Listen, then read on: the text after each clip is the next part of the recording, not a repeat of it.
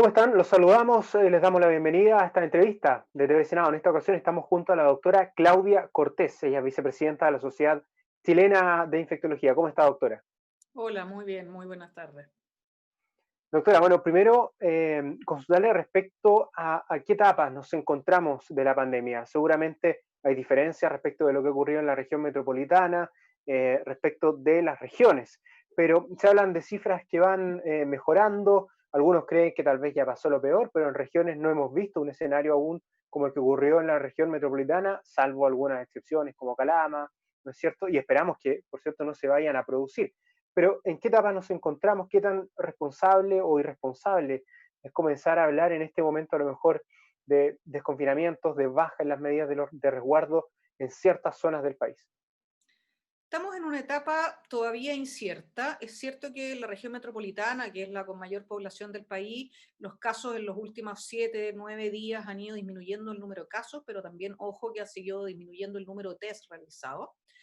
Pero sí, clínicamente uno puede percibir, quienes trabajamos con pacientes directamente, que había una disminución del número de pacientes, pero sí estamos viendo pacientes cada vez más graves que consultan. La gente está demorándose un poquitito más en consultar, están consultando en forma más avanzada de la enfermedad, por lo tanto, seguimos viendo y las unidades de cuidados intensivos siguen llenas en todo el país. Y no solo siguen llenas, siguen. Siempre todos los días el Ministerio de Salud entrega un reporte de que hay un 90-95% de ocupación. La verdad es que ese es un número mañoso, porque si bien se han comprado muchos ventiladores mecánicos, instaurar una cama de cuidados críticos es bastante complejo, no es solo el ventilador. Y hoy en día seguimos ventilando en pabellones, que son un lugar donde no está habilitado normalmente para ventilar. Estamos convertidas muchas unidades de cuidados intensivos que son pediátricas, que se están usando para adultos. Por lo tanto, la capacidad de una unidad de cuidado intensiva a nivel nacional está sobre su 100%. Es cierto que la compra de ventiladores ha sido bastante útil y pareciera ser que nadie ha fallecido por no tener ventilador, pero se está ventilando fuera de las UCIs. Y eso lo reporta la Sociedad Chilena de Medicina Intensiva diariamente. Una vez que volvamos a ventilar únicamente donde se debe hacer y tener pacientes graves y críticos en las unidades de cuidado intensivo, vamos a decir que esto está bajando en forma más significativa, pero todavía no estamos ahí en Santiago.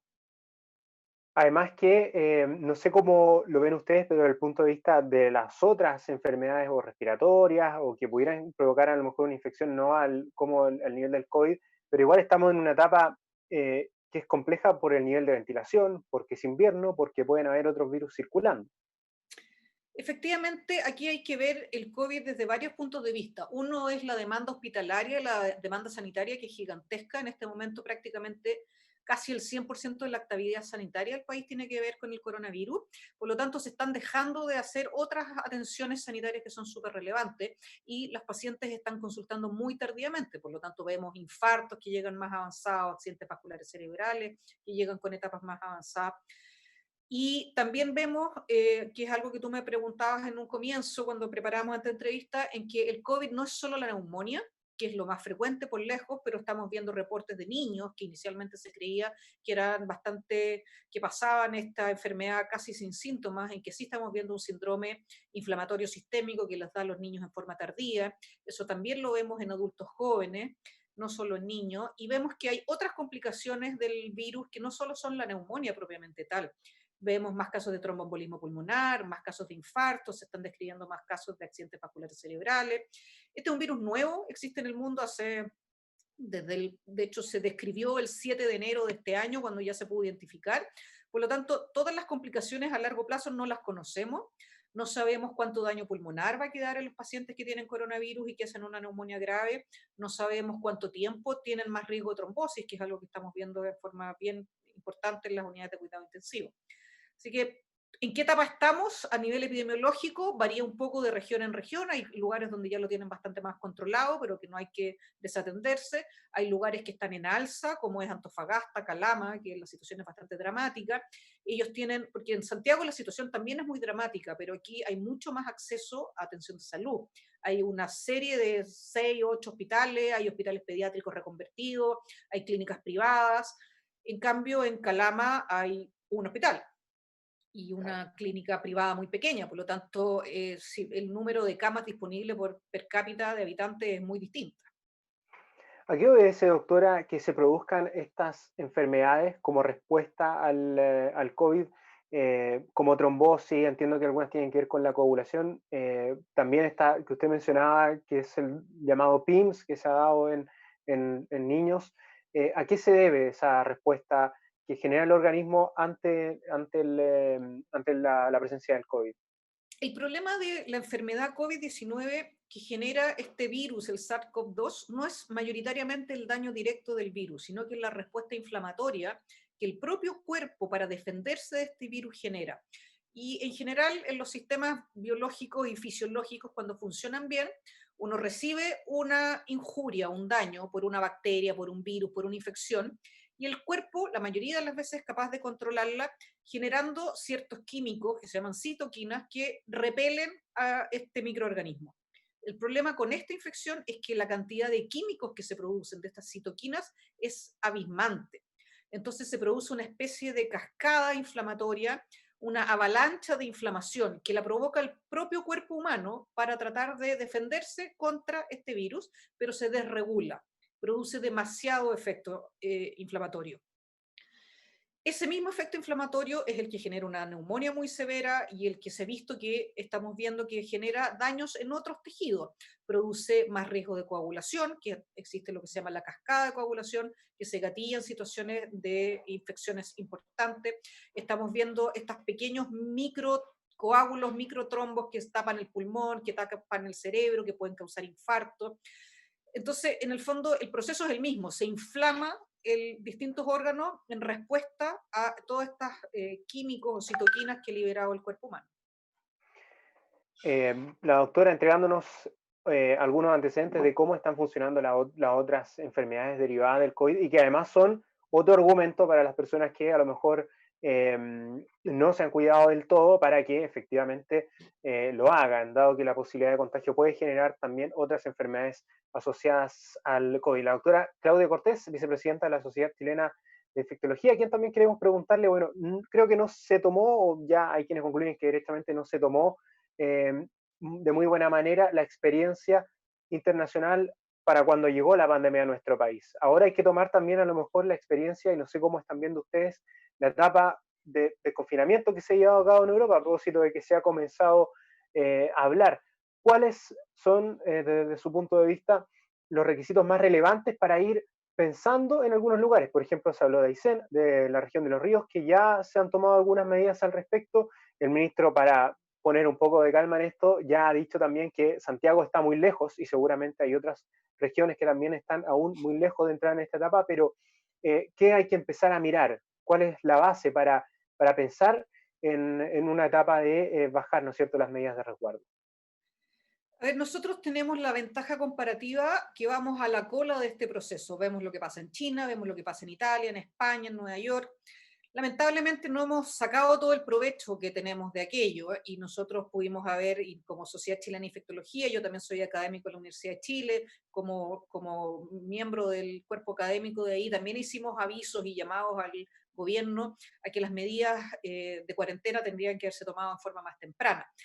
Eso ya no fue. Por lo menos ahora podemos ir aprendiendo de los errores y de los aciertos que han tenido en otros gobiernos en que van mucho más avanzados. Nosotros no podemos ir al mismo ritmo de Europa porque vamos 6, 8 semanas después, no podemos ir al mismo ritmo de Nueva York.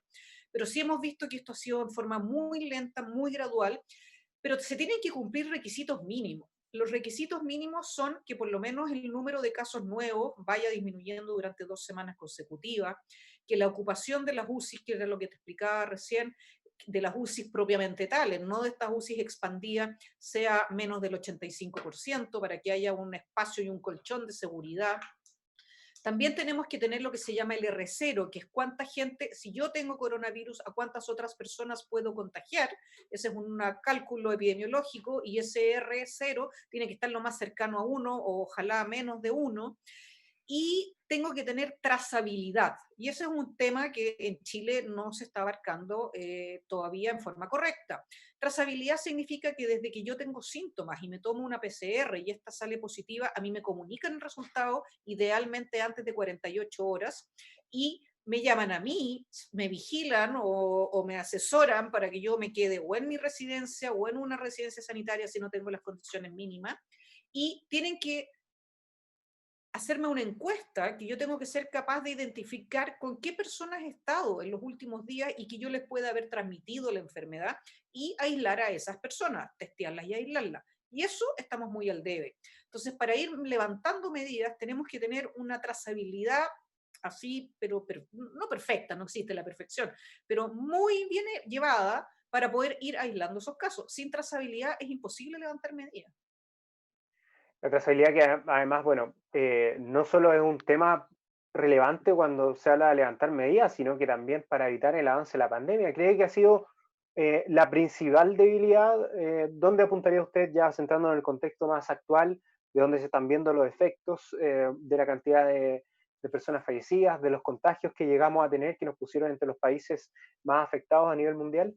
Estamos en Latinoamérica, somos el país con mayor número de muertos y a veces algunos, lamentablemente esto se ha politizado de una manera que es bastante difícil de entender para quienes lo miramos desde un punto de vista absolutamente científico. Tenemos más muertos que ningún otro país de Latinoamérica. Y algunos dicen, bueno, tenemos más testeos positivos. Ok, pero los muertos no varían según cuánto uno testea o no testea y ese es un número objetivo. Eh, Tenemos que seguir trabajando en mejorar lo que a mí me parece que también ha sido deficiente, no solo el tracking, no solo el seguimiento, sino que la educación a la población en general.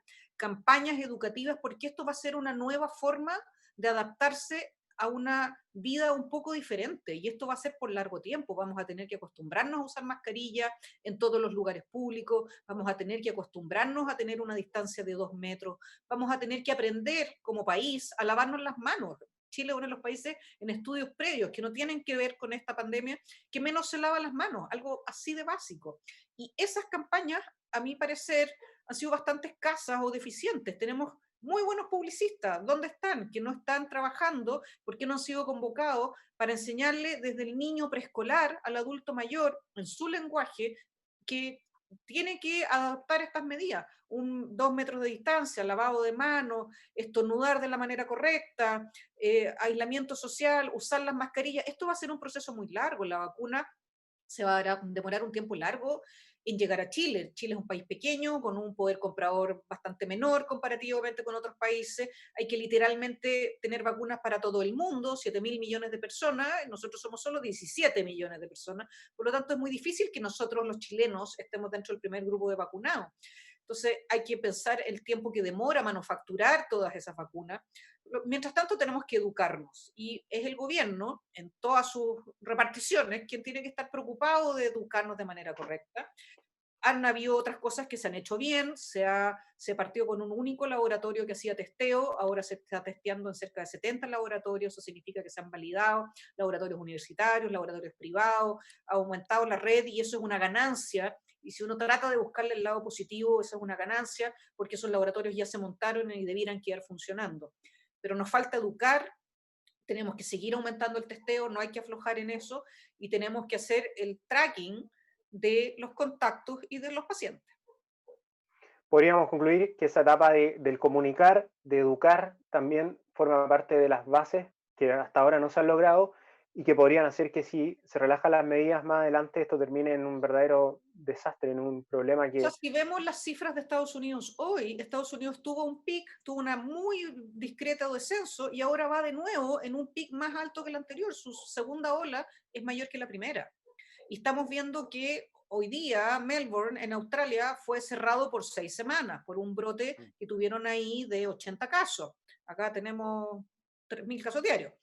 Eh, y han habido pequeñas reapariciones que es esperable, si en el fondo uno sabe que van a venir segundas, terceras y probablemente cuartas olas. El punto es que estas tienen que ser menores que la anterior y no ver el drama que estamos viendo, por ejemplo, en Florida o en Miami, en que los casos son numerosísimos, mucho mayores que las semanas anteriores.